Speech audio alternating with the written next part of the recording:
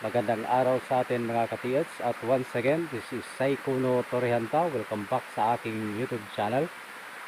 Itong area na ipapakita ko sa inyo, dati ito pinupuntahan ng mga Japanese, ang area na ito.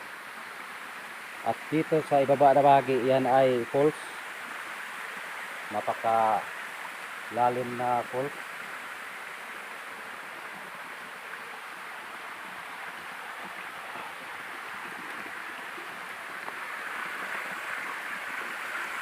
Yan mga ka-TH,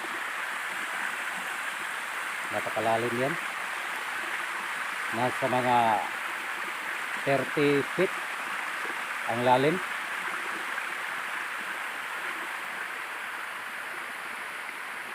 Diyan papunta ang tubig. Ito na side na ito ay norte. Meron din dyan mga ka-TH sa ikalawa kong video na ipapakita ko sa inyo. At ang pupuntahan natin ngayon ay ang south area. Yan. Dito banda mga ka-TH, south area. At kung makikita ninyo, kinakat ang bahagi na yan. Merong falls na maliit yan. At ito ang pinaka malalim na part.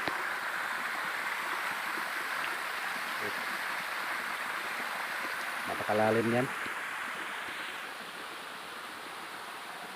Hindi masyadong malakas ang tubig, pero yan ang dapat natin tandaan, na yan ay nagsilbing mga markers na mga Japanese noong panahon ng digmaan, nung nag-declare na ang kanilang general na magbaon na sila dito sa Pilipinas. Ito ang nagsilbing mga markers, ang mga falls na ito.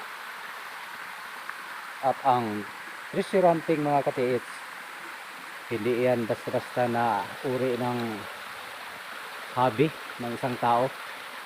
Kaya sa pamamagitan ng mga markers na iniwan ng mga Hapon, yan ang sundan natin para malukit natin ang exact spot na kinalagyan ng mga deposito. Napakagandang lugar, isang kagubatan. At papunta tayo sa sinasabi kong buried site na ginawa ng mga Japanese. Ito ang parang kinakat ito. Yan. Galing dito sa falls na marker patungo doon sa buried site.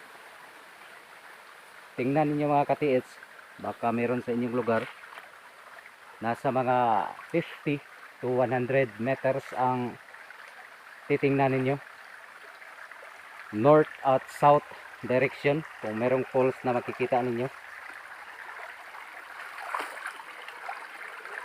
So, maliit lang na sapa. Yan ang dapat natin tandaan. Ang mga buried site ng mga Hapon ay nasa mga sapa kadalasan, lalo na kung maliliit at magandang klaseng sapa mga ka-TH. Merong mga source na maraming tubig.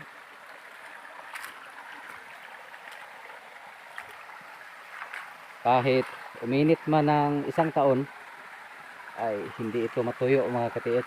Yan kadalasan ang mga markers ng mga Japanese.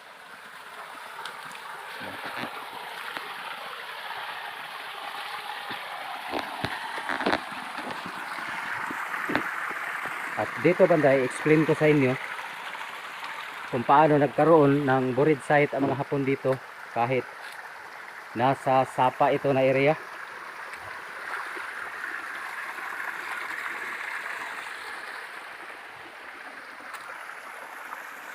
Yan ang i-explain ko sa inyo mga ka-TH. Yan, napakaliit na sapa.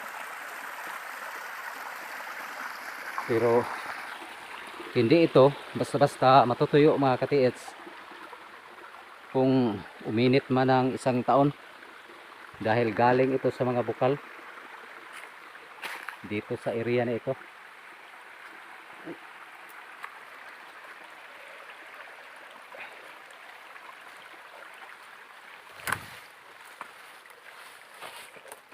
Napaka dulas ang area na ito.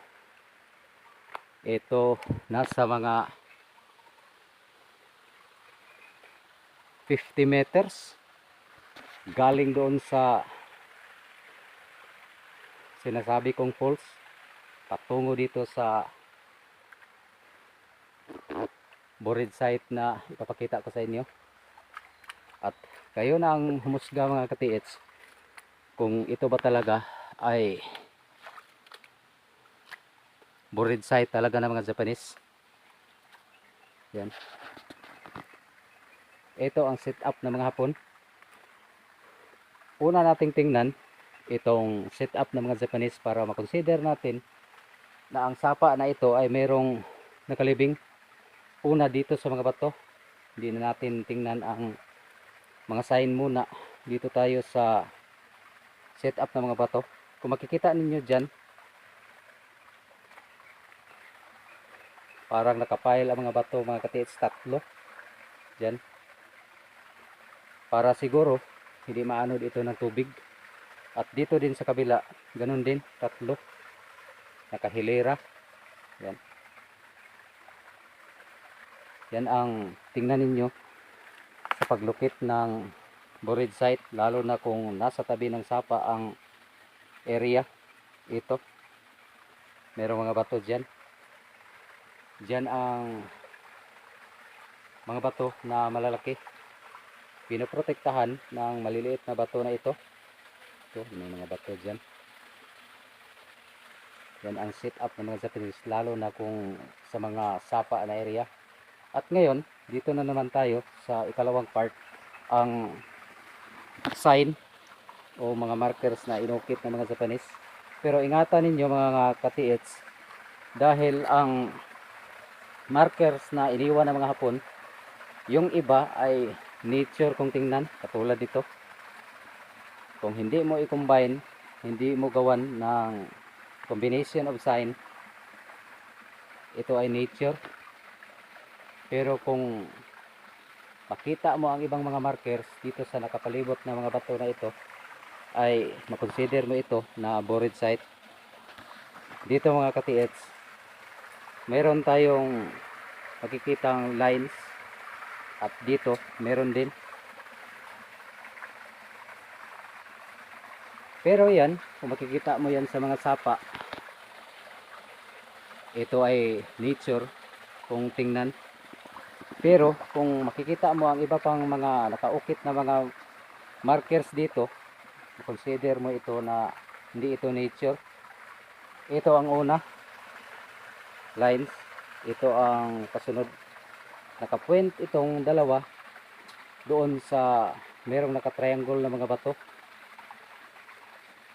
Yan karamihan dito sa amin mga katiits, ang mga buried site ng mga Hapon ay mga nakatriangle na bato. Yan ang mga iniwang markers nila dito. At dito sa ibaba, yan, nature yan kung tingnan. Pero yan ay heart na nakatagilid. At kung sundan mo ang direksyon na ito or dito, yan ay nakapoint pa rin dyan sa nakahilira na nakatriangle ng mga bato.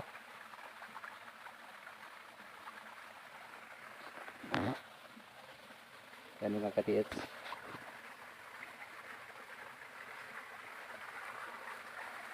At ang kasunod na markers dapat ating tingnan, ito merong passage na nilagay ang mga Hapon dyan pa rin. Puntahan natin ang nakatriangle ng mga bato at magtaka kayo mga katiits, dahil yan ang makikita ninyo. Isa dito, ikalawa yan, ikatatlo, at dyan sa gitna yan ang diyan kami namangha sa gitna.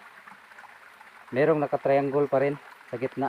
Dalawang naka-triangulation na mga bato at merong isa sa gitna. Ito.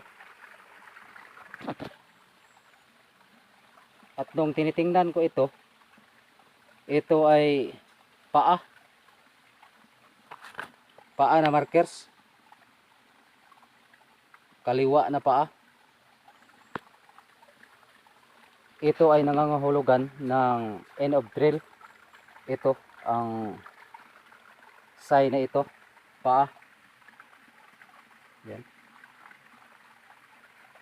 Dito nilagay sa gitna ng hindi masyadong kalakihan ng mga bato. Man-made ito mga ka-TH, hindi ito gawa ng kalikasan. Yan ang dapat nating tandaan sa treasure hunting. Una, ang tingnan natin ang setup ng mga Japanese, lalo na kung matutubig at napakaraming bato sa area.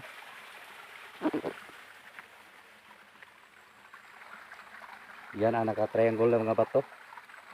At merong ikalawa pang naka-triangle sa gitna. Napakagandang setup ito.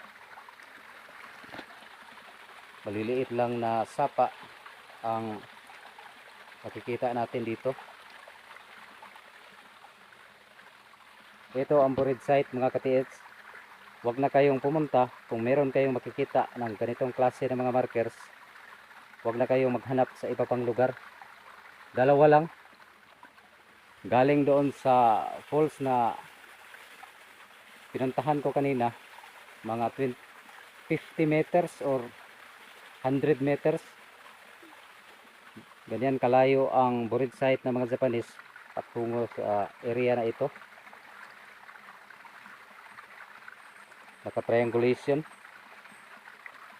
Kukunin lang ang naka-triangulation ng mga bato at dyan sa gitna ang tamang spot. Lalo na kung ganitong uri na sapa mga ka-TH, mahina lang, pwedeng i-divert ang tubig. Nasa gilid lang ng sapa ang deposito. Tingnan pa namin kung sino ang nagmamay-ari ng lupa na ito mga ka-TH, dahil nag-explore lang talaga kami dito at hindi namin alam kung sino ang nagmamay-ari ng mga lupa na ito. At pinapakita ko lang sa aking YouTube channel para magkaroon din kayo ng idea sa ganitong klase na area.